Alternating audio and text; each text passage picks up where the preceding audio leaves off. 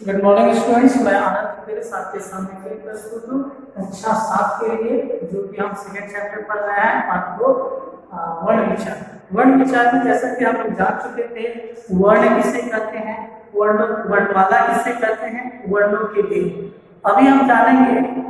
और वर्णों के भेद में हम लोगों ने स्वर वर्ण के देखा था, और फिर अभी हम स्वर वर्ण के जो भेद थे ह्रस्व स्वर, दीर्घ स्वर और प्लुत स्वर की परिभाषा को भी हम लोगों ने जान लिया था। आज हम लोग देखेंगे व्यंजन वर्ण, अर्थात वर्ण के दो भाग हम लोग देखे।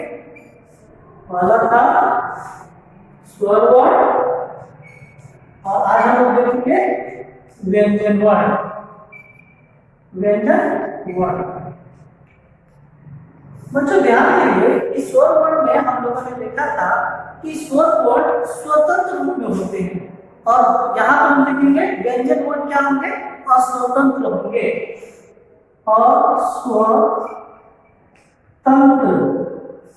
होते हैं, यानी अस्वतंत्र अवस्था में पाए जाते हैं। दूसरा अंतर हम लोगों ने देखा था कि इसमें स्वर में इसमें किसी की सहायता नहीं ली जाती है, और इसमें हम देखेंगे कि इसमें सहायता ली जाती है।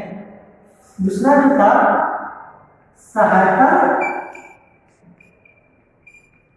ली जाती है, किसकी सहायता ली जाती है बच्चे ध्यान देंगे, स्वर की सहायता। जैसे हम लोग बोलते हैं तो जब बोलते हैं तो आधा क जो और मिलकर के क होता है। तीसरा हम लोगों ने देखा था कि इसकी परिभाषा, तो व्यंजन वर्णों की परिभाषा क्या कहेंगे कि वह वर्ण जिसके उच्चारण में स्वर वर्ण की सहायता ली जाती है उसे हम व्यंजन वर्ण कहते हैं। उसके बाद हम लोग जानिए, उसके बाद इसकी परिभाषा लिखेंगे, परिभाषा उसकी संख्या भी हम लोग लिख देंगे कि व्यंजन वर्णों की संख्या कितनी है, और अंत में हम आते हैं किताब की ओर। वे वर्ण जिसका उच्चारण स्वर की सहायता से किया जाता है उसे व्यंजन वर्ण कहते हैं। व्यंजन वर्णों के उच्चारण में स्वर की सहायता अति आवश्यक है। व्यंजनों को बिना स्वर के लिखते समय उसमें हलंत देते हैं, यानी जब भी हम व्यंजन को लिखेंगे तो उसमें हलंत देकर के लिखेंगे। अगर उसको स्वर की सहायता से लिखते हैं तो क्या लिखेंगे, पूरी तरह से। उसके बाद हम आते हैं हलंत चिन्ह का शब्द के अंतिम वर्ण पर लगता है तो उसे हलंत करते हैं, यानी जिस शब्द के अंत में अंतिम चिन्हों अंतिम अक्षरों पर लगता है उसे हम हलंत करते हैं।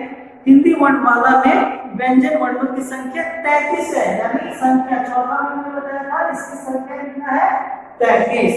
अब हम आते हैं बच्चों व्यंजन वर्णों के भेद पर।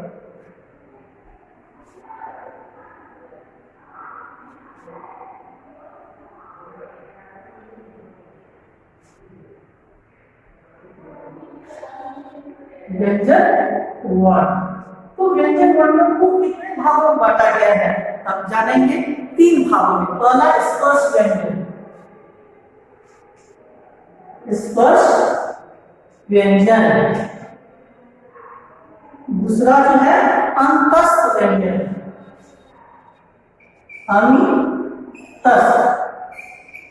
अंतस्थ व्यंजन। और तीसरा कौन सा है बच्चों, उष्ण व्यंजन, उष्ण व्यंजन।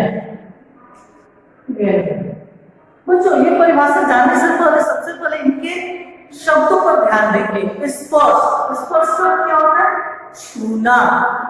अंतस्थ का अर्थ है बीच में, और उष्ण का अर्थ है गर्माहट, गर्मी।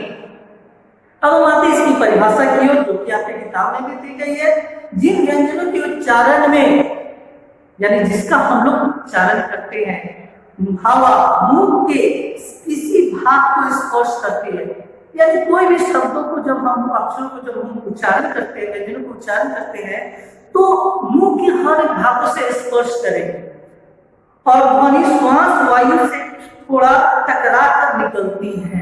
जो श्वास वायु होती है उससे टकरा करके निकलती है, उससे हम स्पर्श व्यंजन कहते हैं। और इसकी संख्या कितनी है? 25। यानी स्पर्श व्यंजन की संख्या कितनी है? 25। संख्या में लिख देता हूं, संख्या 25 है। बच्चों ध्यान में रखेंगे कि पहले ही मैंने बताया था कि जो स्पर्श व्यंजन है वो क छ ट त प के अंतर्गत आते हैं। यानी सिर्फ हम लोग इसको ध्यान में रखेंगे क छ ट त प को, तो आपको मालूम चल जाएगा कि कौन कौन से जो वर्ड है, व्यंजन वर्ण है, वो स्पर्श व्यंजन के अंतर्गत आते हैं। जैसे क, क ख ग घ अंग, च छ ज झ, च से चवर, यानी छ छ ज झ, य तवर ट ट ड ड, न तवर त थ द द, न पवर यानी प प ब ब म। यानी ये सारे जो है स्पर्श व्यंजन के अंतर्गत आते हैं। जैसे क, तो कुछ ना कुछ उससे स्पर्श करते हैं। अब हम आते हैं बच्चों अंतस्थ व्यंजन। इसका उच्चारण जीभ, ये जीभ तालु ऊपर में दांत और होंठ के आपस में सटने से होता है। यानी जीभ तालु दांत और होंठ के आपस में सटने से होता है, किंतु कहीं भी पूर्ण स्पर्श नहीं होता है, यानी पूरी तरह से यह स्पर्श नहीं करता है। और इसकी संख्या कितनी है? 4। या कौन कौन? य र ल व, य र ल व, यानी पूर्ण रूप से यह स्पर्श नहीं करता है। अब बच्चों हम आते हैं उष्म व्यंजन। उष्म का अर्थ मैंने बताया जिसमें उष्मा उत्पन्न हो, यानी गर्माहट। यानी जिन वर्णों के उच्चारण में मुंह से हवा रगड़ के साथ गर्म होकर निकलती है, मुंह के साथ हवा गर्म होकर बाहर की ओर आती है, उसे हम उष्म व्यंजन कहते हैं। जैसे हम कहते बच्चे अपने कलाई के ऊपरी हिस्से को आप देखोगे, मुंह के सामने ले जाओगे और उसका उच्चारण करोगे तो आपको जरूर वो गर्माहट महसूस होगी। जैसे अभ्यश, आप भी प्रयोग करके देखिए, मूर्धन्य दंतिश, गर्माहट उत्पन्न हुई, यानी यह उष्म व्यंजन के उदाहरण है। इसकी संख्या भी 4 होती है। इसकी संख्या भी 4 होती है। और यह है तालव्य, मूर्धन्य, दंती और हा। अब हम आते हैं बच्चों मात्रा पे, जो आपकी किताब में दी गई है। तो मात्रा के बारे में हम जानेंगे। जब स्वर वर्णों को व्यंजन वर्णों के साथ मिलाकर लिखा जाता है, स्वर वर्णों को व्यंजन वर्णों के साथ मिलाकर लिखा जाता है। जैसे क जोड़ की तो क्या बोलेंगे? की। क जोड़ आ तो क्या बोलेंगे? का। तब उनका वो स्वरूप बदल जाता है। यानी हम बोलेंगे क जोड़ छोटी ई, अगर इसकी मात्रा हम देखते हैं ऐसे, तो ये क्या हो जाएगा? की। जो कि आप न 1 या 2nd क्लास में या एलकेजी यूकेजी में आप तहरा पढ़ते हो, उसमें आप देख सकते हो। तो स्वरों का यह रूप बदला रूप मात्रा कहलाता है। अब हम आते हैं विशेष, जो आपकी बहुत ही जरूरी है, किताब में दिया गया है। सभी व्यंजनों का उच्चारण अ स्वर की सहायता से होता है। यानी जितने सारे व्यंजन हैं उनका उच्चारण में अ जरूर लगा रहता है। जैसे क, ख, च। दूसरा, व्यंजन में कोई स्वर न होने पर उसके नीचे हलन का चिन्ह लगाते हैं। जैसे पहले ही मैंने बताया था, अगर कोई स्वर न हो तो उसके नीचे क्या लगाएंगे? हलन का चिन्ह लगाएंगे। र व्यंजन में उ और बड़ा उ की मात्रा में र के सामने की लगाई जाती है। आप देखेंगे र, ये बहुत ही जरूरी है क्योंकि बच्चे नहीं जानते हैं कि ये उ की मात्रा कैसे हम लोग लगाते हैं। यानी अर्थात र अलंक में अगर छोटा उ लगे तो य कैसे लिखा जाता है, इससे आप जानिए। ऐसे। उसके बाद बड़ा उ हो तो कैसे लिखते हैं? र अलंक में अगर बड़ा उ लगा रहे तो उसको हम लोग ऐसे लिखते हैं। गोला बना करके खींच देते हैं। उसके बाद संयुक्त व्यंजन, दो व्यंजनों के योग से बना एक नया व्यंजन संयुक्त व्यंजन कहलाता है।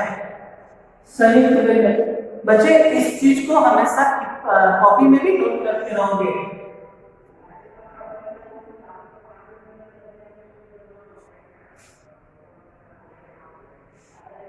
संयुक्त व्यंजन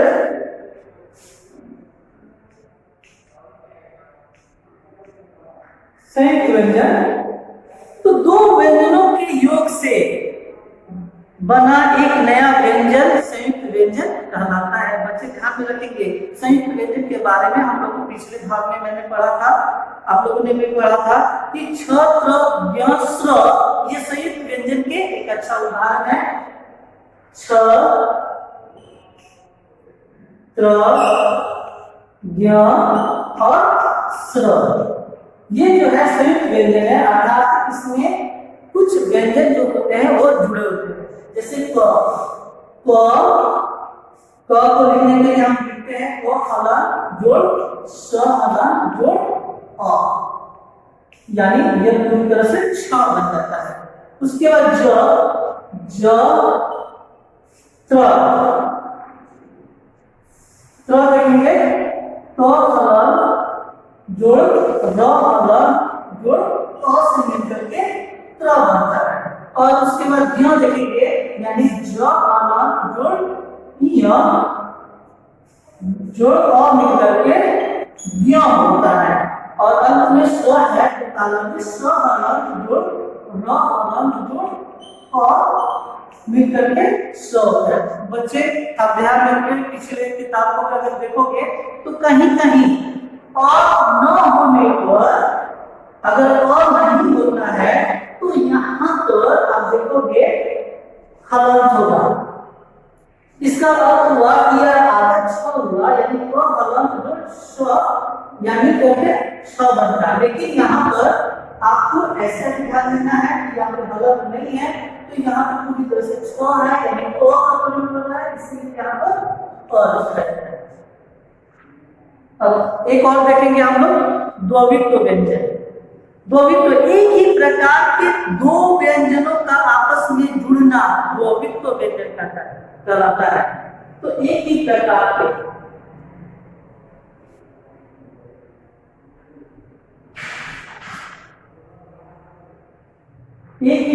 के देखेंगे द्वित्व व्यंजन, व्यंजन यानी एक ही प्रकार के दो व्यंजन, जैसे ज उदाहरण के लिए आपको दिया गया ज हलन जोड़ ज, तो यह होगा द्वित्व व्यंजन। इसका एक अच्छा उदाहरण आपको किताब में लिखा है सज्जन। सज्जन यहाँ पर स अगर लिया गया है, अगर हम इसको भी तोड़ते हैं तो और सज्जन को अगर वर्ड में चेक करेंगे तो आपको मालूम भी चलेगा, तो आधा ज और पूरा ज, तो दो व्यंजन। उसी तरह दद लिखा हुआ है रद्दी आपके किताब, विशेष रूप से ध्यान देंगे कि जब समान व्यंजन आपस में जुड़ते हैं, समान व्यंजन यानी जो हर एक तरीके से समान हो, तो उसे व्यंजन द्वित्व या द्वित्व व्यंजन कहते हैं।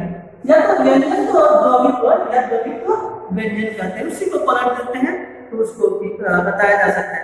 किंतु जब अलग अलग व्यंजन जुड़ते हैं, अलग अलग व्यंजन जुड़ते हैं, तो उसे संयुक्त अक्षर कहते हैं। संयुक्त अक्षर यानी समान रूप से जुड़ा हुआ अक्षर उसे कहेंगे। उदाहरण के लिए आपको ऊपर भी बताया गया है। अब हम बच्चों आज हम लोग इतना ही पढ़ेंगे ना। आप इसी वीडियो में ये सारी बातें जान लेंगे। कुछ होमवर्क में देता हूँ, आप लिख लोगे। पहला जो है क्वेश्चन, पहला प्रश्न दिया गया है व्यंजन, व्यंजन किसे कहते हैं, व्यंजन वर्ण किसे कहते हैं, व्यंजन वर्ण किसे कहते हैं।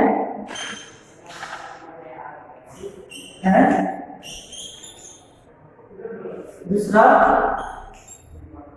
व्यंजन वर्ण के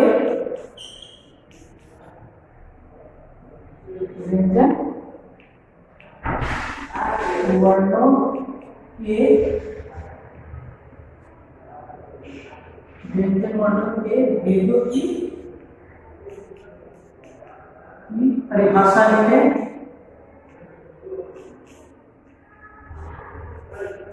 लिखते और प्रश्न मैं लिखता हूं, संयुक्त व्यंजन किसे कहते हैं? तीसरा, संयुक्त व्यंजन किसे कहते हैं?